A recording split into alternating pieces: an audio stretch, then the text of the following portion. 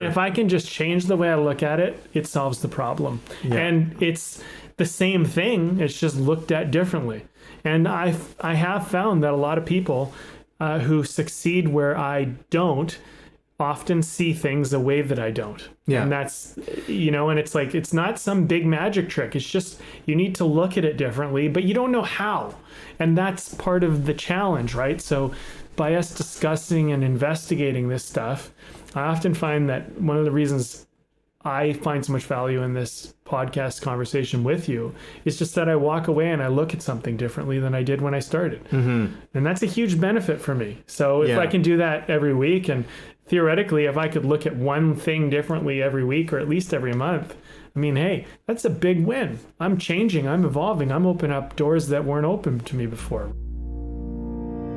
This is Way of the Artist with Brandon Colby Cook and Evan Schulte, exploring the challenges of the creative call so that you can claim your own path and make your life a work of art.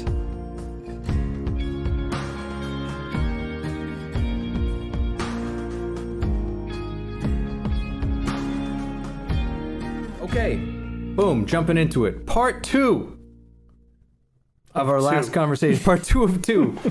From Just in case you're waiting for a third. Our state of the podcast address, where we've been exploring from our last episode into this one, revisiting, exploring, what is this podcast really all about? What are the big things for us about this? Have any of those things changed?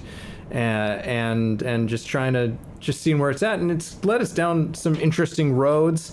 And at last we were exploring some different ideas around unknown and versus the known and things like that, and these sort of, I guess, these things that are dualities, but at their heart they're connected. Like, dualities are always, there's a relationship with each other, and you were bringing in some metaphors around your newfound passion of motorcycling and picking your lane, and as well as you brought in that element of one of our part of our tagline, claim your own path, and that's not necessarily just about you being like, who gives a shit about anyone else, and I'm just doing what I'm doing, but and I thought that's maybe an interesting thing to talk about as well, in terms of what that really means in terms of claiming your own path. So, and I also have a question that I want to bring in for both of us, maybe a little bit into this podcast. I don't want to quite drop it just now. So that's where we left things off, as to my memory. So where shall we kick things off, Brandon? Okay, well, let's just start with this claim your own path bit. So that's where I kind of left it. I think that initially, when we were talking about claim your own path, I do think like that's something that I've had to kind of work out myself. Like, what is that? What does that mean? And as time has progressed, and I've progressed and I've evolved with it, I've begun to realize it's not about like, it's not a fight. It's not like, hey, like I need to like mark my territory and throw your elbows up, right? Maybe there's a place and time for that. Maybe there's a appropriate moment where that's necessary, where it's like, this is my zone, and drawing boundaries and things like that. Maybe that is relevant. But I think what claim your own path means is that you're going down a path, and maybe someone else walked that path, but don't just do what they do. Mm-hmm. Assess your path and look at it in terms of, hey, this to me makes sense. And, sometimes you'll find a better way, and sometimes you'll realize that they were dodging an error that you walked into, and then you learn, right? So, but own the fact that you made that choice, that was your choice. And don't, I think also like something that's coming up for me with claim your own path is, don't blame the path you're walking on someone else. Like, I walk this path because my parents did this and my teachers were this way to me. Like I've done it. It's not going to help you, and it's not good. Claim your own path is like, look, I'm choosing this path because it makes sense to me. And maybe your parents did do whatever. And so that informed the choice that you're making. But at the end of the day, it was your choice that you made based on what you experienced, sure, but it's not their fault that you chose that path. Yeah. And I feel like the wise artist doesn't blame their path on anyone else. They claim it, they own it, they say, look, this is my mistake. I made it, I learned, I chose, and I will either choose differently or choose again. But, and the other thing too is, like, kind of bask in your mistakes as well, because they're your mistakes. You made them. They're your lessons. Yeah. You're the one walking it. And so, yeah, like maybe someone else didn't make that mistake. And if someone ever like looks down on you, like, don't let your ego get in the way about that. Like, it's just simply like, hey, that's how I had to learn. I had to stumble that way, whereas you didn't, but I did. And that's what was necessary for me. But, you'll have some benefit. You'll find, I found this. It's the last thing I'll say. Your mistakes are often the things that teach you the greatest lessons. Yeah. And so you shouldn't go through life trying to never make a mistake. You should look at life as like, I will try not to make mistakes, but when I do, I will look at it as a gift and an opportunity to learn. And that's part of claiming your own path. So yeah. I think that pain, where there's been sources of pain in your life, if you look, you can find that there's an extraordinary well of passion that's there with it. And I know that even in my own life, without getting into too much details about it, but I experienced a pretty deep and traumatizing spiritual wound, which a lot of people have, when sort of, if you were brought up in a kind of religion, you were taught certain things, and I experienced a very deep one there. And in retrospect, as much as I still wrestle with this thing at times, there's a part of me that really enjoys that wrestling now. And it's also led me down into, like, it sent me down into a place of really enriching knowledge and exploration and things that wouldn't have happened hadn't that pain occurred, right? So there's something about where, at a certain point, it's not prudent. It doesn't serve you to continue blaming someone. And this isn't to say that you weren't the victim of something and that there wasn't much you could do about it, because even in my own circumstance, where I was and how old I was and all of these things, they're really, like, I wasn't in a place where that there was much I could do. It was sort of something that was put upon me, and it wasn't until later on that I could actually, address these things. And there can be a lot of emotion that comes with those things, but I have found a tremendous amount of passion when it comes to these subjects now, and a passion that's super enriching, and brings me into conversations and dialogues with people that there's so much love and joy in it that it's so much of what my life has become about, and in a positive sense. So just touching on that aspect of what you were saying, but also something that occurred to me is this thing of claim your own path. There might be some element where it seems like, rah rah rah, claim it. Yeah. And there's something that I think our egos can easily grab onto and attach to with that whole thing, and that's really not, I don't think, what we're talking. It's definitely not what I'm talking about with this. And so a different, maybe a little flip on that expression that I might throw out there is, it's about having faith in your own path, trust in your own path, trust in this thing that is calling you, which is another thing that we talk about a lot. And like, What's your calling? What are you being called to? Right? And saying like, trust in that thing. Go towards that thing. Don't make apologies for that thing. Don't make yourself, don't minimize what that is in your life. And that in a way is claiming it. It's taking ownership, but it's about really doing that thing, really going for it, right? And that's, to me, is maybe that flip of have trust in your own path. And even though it's full of unknown things, and your way of doing it and approaching this thing is going to be completely different than the way someone else might do it, right?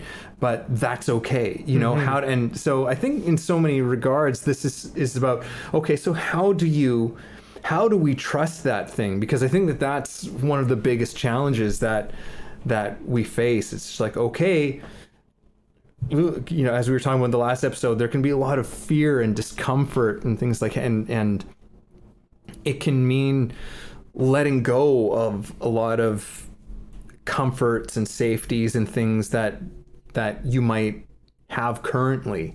But how do you take that path and have some trust and faith in that thing?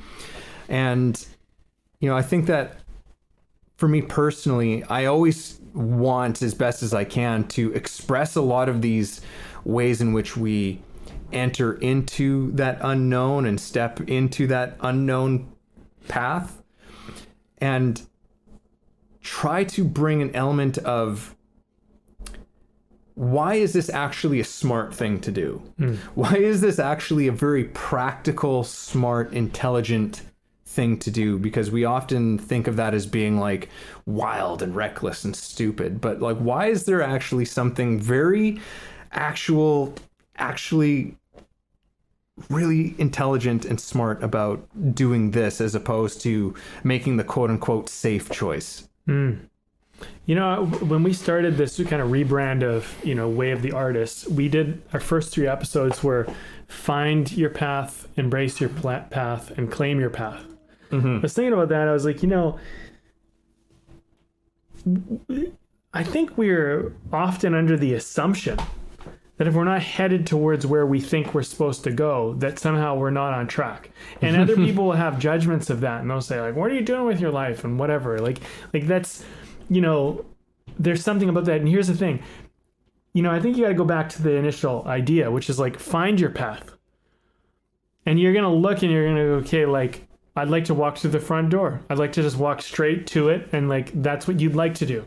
And you realize you go and do that and it doesn't work. And it's just not going to work, and it's not possible. And then you can get discouraged and you can be like, okay, well, I guess this isn't for me. And you could give up. That's where you got to find your path.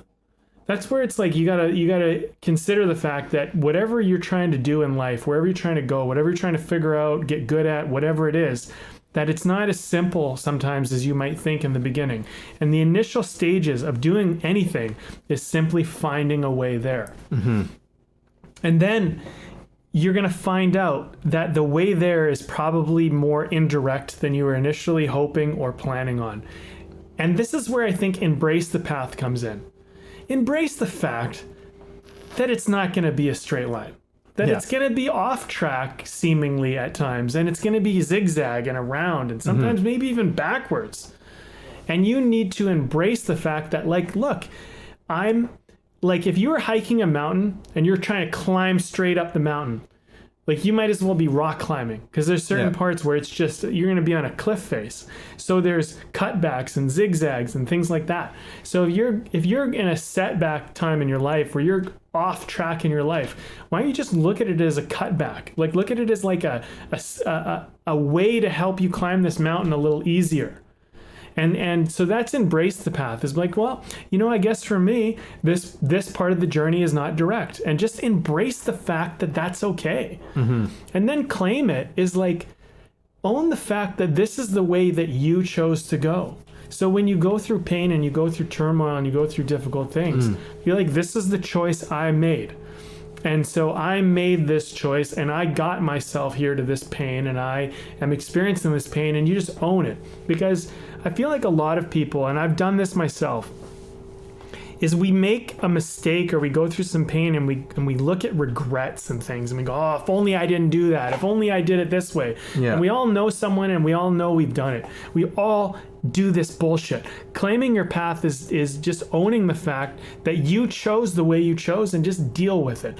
Like, play it where it lays kind of thing, you know? Like, this is it. Just make it work. You know, it is what it is. It's your, you know, it's your choice. It's your way. And so finding it is sometimes realizing, I think finding it is realizing that, you know, and that's what this podcast is about. It's about helping you find it, embrace it, and claim it. So finding it is that, you know what? It's not as obvious as you thought on the onset. It's actually a little bit different. And it turns out that you need to look a little harder. You need to be a little more creative about even going down this path. And you need to find a solution to the problem that you're facing. Embracing it is, you know what? This isn't as fun as I thought it would be. This is actually painful. This hurts. I don't like this. This is uncomfortable. I don't know if I can do this. Embrace that shit. Be like, hey, I got to get better. I got to live up to it. I got to figure out how to deal with this shit. You know, and that's embracing it. And then claiming it is, I made mistakes along the way, and just fucking own that shit and be like, those were my mistakes. I made them. I fucking did that. And you know what? This is what I learned. And I learned it because I made that mistake. And it's not because somebody told me. It's not because some wise guru came along and said, hey, by the way, this is how life works. I fucking lived that life, and that's how I know that's how life works, at least in this area, because I fucking stumbled and I fell and I did it. And that was my stumble, my fall. And I'm the one that got the scrapes and the scars and the bruises to show for it. And you know what? You're going to find out if you just claim your path that you're a better person for claiming your path. You're more the kind of person that people want to talk to. And the thing is like, look at all the people we listen to, right? We listen to people who figured it out in spite of the pain and the discomfort and the mistakes. And they didn't give up and they kept going and they found a way. And we look to them as like, tell me how you did it. What did you do? And they all do some variation of this same thing. They found a way. They embraced whatever difficulty was involved with it and just dealt with it. And then when they fucked up, they said, that was my fuck up and I'm going to do better next time. And they kept moving forward. And they didn't let one of those things stop them. And I think that's a lot of what this podcast is about. It's the last thing I'll say. People give up because it wasn't as easy to find as they thought. So they don't even look. Secondly, they start finding it, it gets painful, and they give up because they don't like pain in their life. Thirdly, they make some mistakes along the way. They go the wrong way, and they don't claim it. And they don't allow that to be okay. That's just part of cutting through something. That's just part of trailblazing. It's just part of life. So just claim it. Just own it. Like I fucking spent the last 5 years, I'm not saying this happened for me, but I spent the last 5 years doing the wrong fucking thing, working for the wrong boss, doing the wrong job, wasting my fucking life. Instead of beating yourself up about that goal, that's what it took to wake me the fuck up to realize I got to stop doing this and I got to go the other way. And so that's claiming your path, in my opinion. I feel like, you know, we're not always talking like in that type of vigor, but that is part of what this show is about for us. You know, it really is.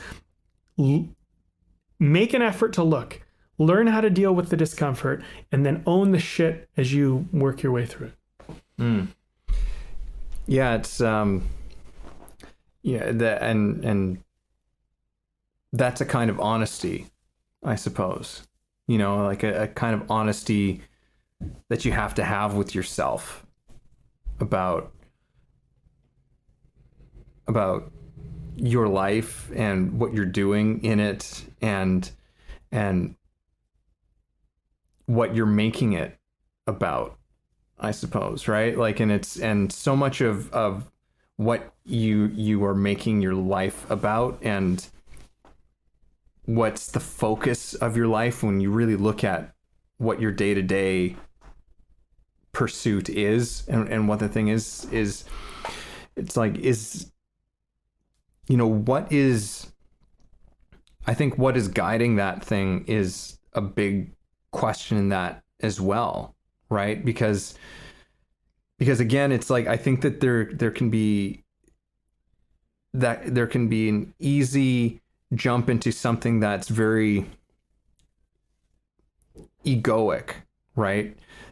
In terms of because I've seen a lot of people who they use their sort of story and their struggle and their success and stuff like that, and they talk about these things, but they do it in a way that still it's still not really about something bigger than themselves. You know what I mean? It's still so self-indulgent, right? And I think that's why it's important to bring that thing back into that. It's the way of the artist is about something that's bigger than yourself, whatever that thing is, and that path, I think, needs to be influenced by that bigger thing. And I think your story about, or just what you alluded to of the person, I've been doing the wrong thing for 5 fucking years. It's like that can be very much, well, yeah, you were doing something that was in service to some ego, right? And there's this, there's always these balances. There's always these balances in this stuff where it's, the individual and the collective, right? The individual and the whole, right? And it's, again, these are not removed things, right? Like this, we're not talking about just like, you go and you get yours and that's, that's Yeah. what it's all about, know? And you own your shit and you fucking it's like, there is wisdom to it, but it's like, where's the wisdom coming from, right? And to me, it's like I coming back to, well, it's about honesty, right? It's like, well, why are you going this way? What is compelling you to do this thing? What, like, and being really honest, because it's at least in my own life and experience, it can be very easy to fool ourselves. We fool ourselves of things all the time. And I think that the artist is always is always in that battle, in a way, is always in that, I mean, maybe battle is a very dramatic way of putting it, but you're always, the artist is always wrestling with that thing of the voice of falseness and the voice of truth, right? And how do you remove as much as possible? How do you remove the barriers and the falseness from expressing the real, honest thing that's there, that's in you, right? And how do you express that thing with that degree of truth? And that's in many ways part of that whole find, embrace, claim aspect as well. Yeah, we a lot of what these conversations are about reframing and altering our perception and understanding of stuff and looking at it differently. I feel like that's a big part of it. Something that we started doing in one of the classes I teach is we don't call it going to work anymore. We don't even call it working, whether you're working on your artist or whatever. We call it, I'm going to my earning. And we had this big conversation. This happened actually last week, and it was a really great conversation with the class. And people were like, yeah, this word's bullshit. It's like, I'm not going there to work. That's not why I'm going there. I'm going there to earn. So I'm calling it earning. This is my earning. Yeah. I'm not like, yeah, they want me to work. I'm doing, and like, and like, it's also not that work is necessarily a bad word. Work, it depends on your relationship to it. But a lot of people have a relationship to work as like, oh, I got to work. This is a pain in the ass. I don't want to do this. Whereas like, well, why are you working? Because you don't have to work. You could not go to your job. There's a whole lot of stuff you could do. And you're like, well, I can't do that. No, you could, but there's consequences. So why are you going? You're not just going because what? You're going to get in trouble? Like that's like the least of your worries. Your Yeah. real worry is that, hey, I'm not going to have enough money to live. I'm trying to, and if you have goals, man, earning is even more important. You know, you got to earn, you got to figure out how I'm going to get it. So like, you know, I think a big part of, as I navigate this podcast with you, is something that I've been trying to work through is just reframing how I look at stuff, reframing how I look at fear, reframing how I look at the unknown, how I look at being present, how I look at something that's sacred. You brought that word up before. You know, it's like just reframe it. Yeah. Just change your relationship to it and adjust it, because sometimes I've found that the only thing holding me back is just the way I look at it. Yeah. That's all. For sure. And if I can just change the way I look at it, it solves the problem. Yeah. And it's the same thing. It's just looked at differently. And I have found that a lot of people who succeed where I don't often see things a way that I don't. Yeah. And that's, you know, and it's like, it's not some big magic trick. It's just, you need to look at it differently, but you don't know how. And that's part of the challenge, right? So by us discussing and investigating this stuff, I often find that one of the reasons I find so much value in this podcast conversation with you is just that I walk away and I look at something differently than I did when I started. And that's a huge benefit for me. So if I can do that every week, and theoretically, if I could look at one thing differently every week or at least every month, I mean, hey, that's a big win. I'm changing, I'm evolving, I'm opening up doors that weren't open to me before, right? And maybe I'm even, you know, like when you talk about addiction, like my mom used to smoke. Now she can't even be in the same room as smoke. Like she's just shifted so much. And when I was a kid, I tried to, Mom, please quit. It's killing you. Like I just don't smoke. And she had nothing I could do. But at some point she had her whole relationship to smoke in general changed. And now she sees it differently than she ever saw it. Yeah. And at one time it was comfort, it was stress relief, it was whatever it was. But if you start seeing it as something else, something toxic, something bad, whatever, you will stop doing a bad action as well. Just like you'll start doing a good action that you've been avoiding because it brought up some uncomfortable feelings. Yeah. So anyway, that's a big part of why I think State of the Union, Yeah. why we're doing this, reframe perception. For sure. Yeah, no, reframing is, I think, a huge part of a lot of our conversations. I know that, you know, I find that like a big, and I'm not just saying this with like the podcast, but just in my own life and what I've observed is how many problems and issues are actually just a matter of linguistics. You know, like it's just like, oh, well, you know, the reason why you didn't connect with that or you're not able to relate to what I just said is because of the word that I just used, which is why I often, maybe to some people, painstakingly try to find different words or to redefine how I'm using a word and or even words that you're using. It's like let's try and develop a new understanding of this thing is, so that again we can relate to it differently. And you know, so much of, I mean, everything is relationship, right? Everything in our life is predicated on our relationship to it and to each other and to the world. It's all relationship, right? And so being able to, I think, being able to, and perspective is a big part of it, which is really what reframing is. It's, you know, being able to bring new perspective to our relationships to the world and to our place in the world that can essentially alleviate unnecessary sources of pain and suffering and help us to create healthier relationships with it is definitely a big part of it. So I wanted to, because I'm super strapped for time as of today, and so we gotta call it a day. We gotta call it, but I wanted to throw something out there. I wanted to throw something out there. All right. And I don't know if we'll see if we can cover it in a couple of minutes here, but.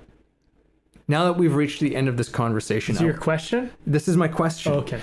And for both of us, and I'm thinking of sort of how the debate technique, or not technique, but it's a tool called the Steel Man, which isn't exactly what we're doing here. But I thought I'd ask you, it's like, so at the end of this conversation, what is it that how would we each try and define each other's understanding of what this podcast is? I thought that might be interesting. I'd be interested in knowing where you think the core of where I'm coming from is at, and where I think the core of where you're coming from is at. Okay.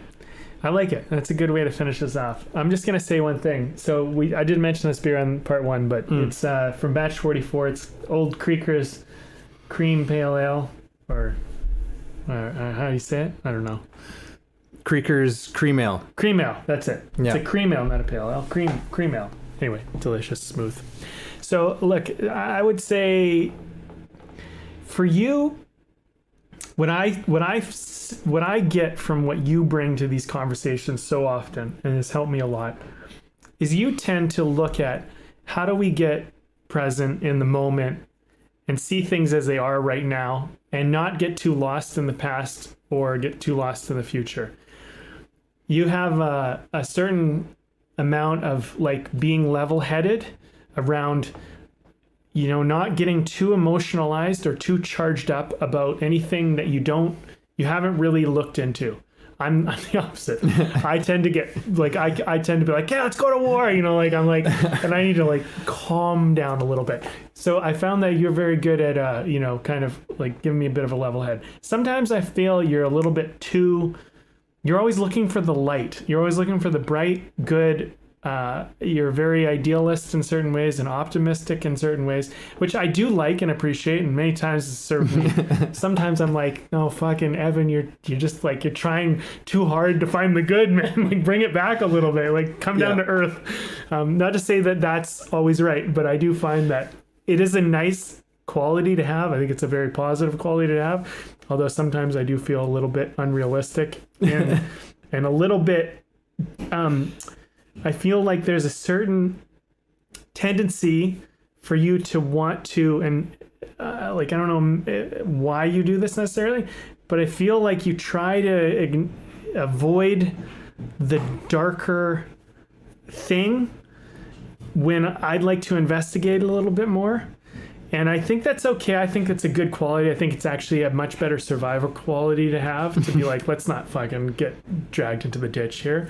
But I do think sometimes there's a time to like, let's get our hands in the mud. Let's dig into this a little bit. It's a little uglier than we like.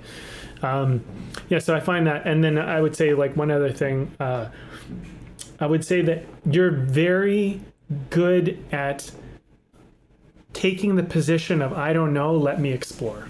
And I think that's probably the best asset that you've brought to this podcast for me, because I tend to come in a little bit too much like I know, and it's my ego. I'll admit it. I have definitely an ego that fucking takes the wheel sometimes, and I have to keep it in control, and I'm sure others can relate, but I'm a little bit like, no, let's just like, we know this. It's like, maybe you don't.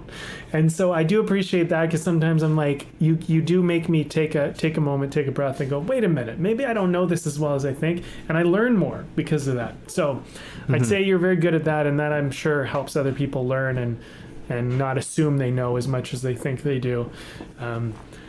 And it definitely exposes my ego, which sometimes humbles me, which I think is good, you know, because I do need a little humble pie every now and then. I can admit that. Yeah. All right. Well, I think that, you know, for you, and just in terms of where I see the messages that you bring to and continually come back to and relay to me and to the audience and everyone is, you know, I think that the sort of the exploration of that, of going back to that, find your own path, embrace your path, claim your path, is very much like in line with a lot of where you're at with this, and you know, you're always bringing this element of, look, what's your real honest to God vision of what you want to do in your life, you know, and once you know what that thing is, just fuck what anyone thinks about it. Fuck what anyone says or thinks about it. It's not your concern. And go and do it. And don't make excuses for it. You know, it's like that. There's that school of no bullshit that comes from Brandon. Which, you know, I think as you were saying, like sometimes it's like I think that it can dip into that ego side of things. But you know, that's where you know I try and just reflect that back every now and then, and just be like. But here's my thing: is that even when I see that, it's like I acknowledge, I see the like I'm able to sort of sift through that and be like, all right, here's the stuff that I know is not actually what you mean or how this might be coming across, and here's the thing that you're actually really saying it. Here's the pure, or at least here's what I think is the pure expression of what you're saying. But you know, and yeah, vision is such a big thing for you in this one as well, and these are all so important to the artist, and I think that, you know, that's where we have a lot of similarities that we have, which is why, you know, we've been doing this for as long as we have, and I think some of the differences that we have are they balance each other out a little bit. I think that's why it works to some degree. We have enough similarity and enough difference where we can find. I mean, it's amazing that we can even talk about half the shit we talk about and understand each other. I mean, and figure that out because, you know. But let me ask you this: I know you got to go, but this is the last thing I want to kind of spin it back. How do you think of my assessment? And I'll like what how did that land for you, and is there anything that you agree with, disagree with? Is there anything that kind of stood out that you maybe went, yeah, you know, that's true, I see that? Yeah, I mean, I think that I will say that it wasn't what I was expecting in terms of what I thought that the question was asking, but it was not untrue. I think that you're definitely spot on about a few things in terms of, yeah, like looking for the light. That's usually what I'm trying to do, and I think it can definitely be an aspect of my own just like not wanting to go there. Like I just don't want to head into that thing. And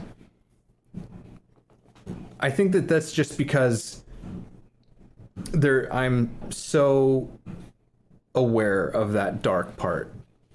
You know, it's like, and it's sort of my counterbalance is just like, we got to keep on looking for the light, because otherwise the you know, there's been many great quotes on the darkness, you know, where it's just, you know, you stare too long to the darkness, eventually the darkness stares back at you. Mm-hmm. Well, that's true. And that is true. And also, from one of my favorite shows, and I've said it many times before, but from Avatar: The Last Airbender, if you look for the light, you'll often find it. If you look for the darkness, it's all you'll ever see. So, you know, that's kind of where I'm coming from in that thing, and also it's just like the light just sort of shines on it. I know that there's probably some naivety that's going on in there too, but I thought that your assessment was not what I expected, but I feel like it was pretty accurate. Yeah. Well, you know, I'd say, I mean, yours is pretty accurate too. I would say that, you know, I have an approach to life which is very much about, like, there are times in life where your feelings don't matter.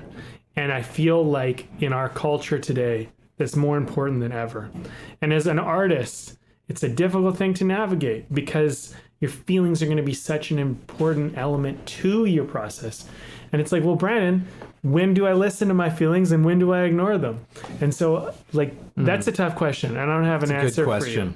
I don't have an answer for you, but I can tell you that there's a certain approach that I've learned in life, which I do impart on this podcast. And sometimes I do think you're right. It comes across, even to you, as a little bit callous, a little bit harsh, and a little bit uncaring, and a little bit like bold for me to say what I say.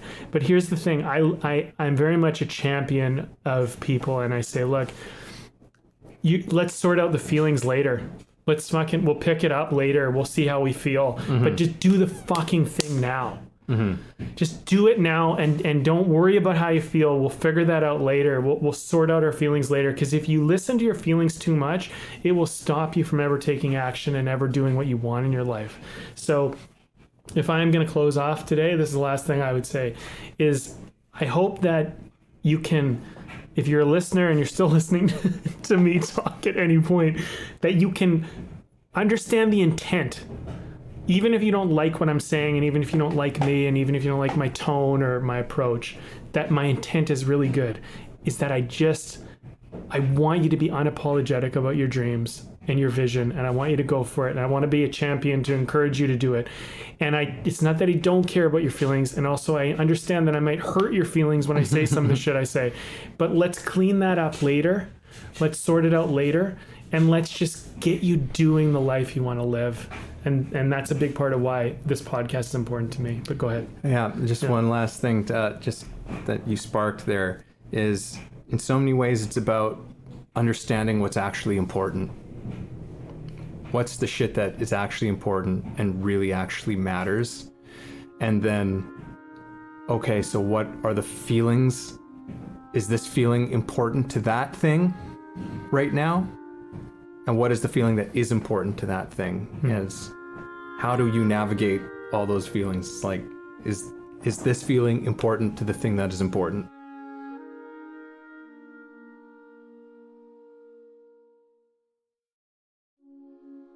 Thank you for listening in on our conversation today. We hope you found something helpful that you can carry forward with you.